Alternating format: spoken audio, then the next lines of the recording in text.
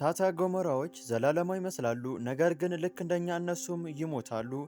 የአንድ እሳተ ገሞራ የህይወት ዘመን የሚወሰነው ከስሩ ላለው የቀለጠ ድንጋይ ወይም ማግማ በሚያቀርበው የቧንቧ መስመር ጥራት ላይ ነው። አንድ እሳተ ገሞራ ሊሞት የሚችልባቸው ሶስት ዋና ዋና መንገዶች አሉት። ሰላም፣ እኔ ዝንቱ ነኝ። ይህ ደግሞ ዝንቱ ሚኒት ነው። አንደኛ፣ አቅርቦቱ ሲቋረጥ። አብዛኞቹ እሳተ ገሞራዎች የሚፈጠሩት የቴክኒክ ሰሌዳዎች እርስ በርሳቸው በሚጋጩበት ወይም በሚገፋፉበት ቦታ ላይ ነው። ይህ ሂደት ከምድር በታች ያለውን ድንጋይ በማቅለጥ ማግማ ይፈጥራል። እሱም ወደ ላይ በመውጣት እሳተ ገሞራውን ይመግባል። ነገር ግን ከጊዜ በኋላ እነዚህ የሰሌዳዎች እንቅስቃሴ ሲለወጥ ወይም ሲቆም የማግማ መፈጠር ሂደቱ ይቋረጣል። ማግማ ከሌለ ደግሞ እሳተ ገሞራው ሊፈነዳ አይችልም።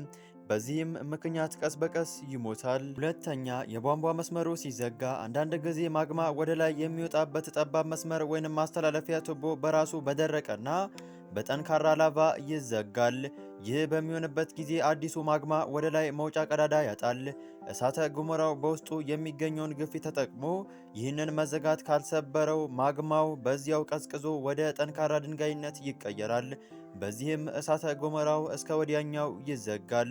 ሶስተኛ፣ ቦታው ሲቀየር። እንደ ሀዋይ ያሉ ደሴቶች ላይ የሚገኙ እሳተ ገሞራዎች የሚፈጠሩት ሆትስፖት ከሚባሉ ቋሚ የከርሰ ምድር ሙቀት ምንጮች በላይ ነው።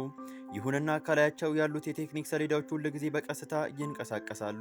ስለዚህ እሳተ ገሞራው ከሙቀቱ ምንጩ በላይ ቀስ እያለ ይርቃል።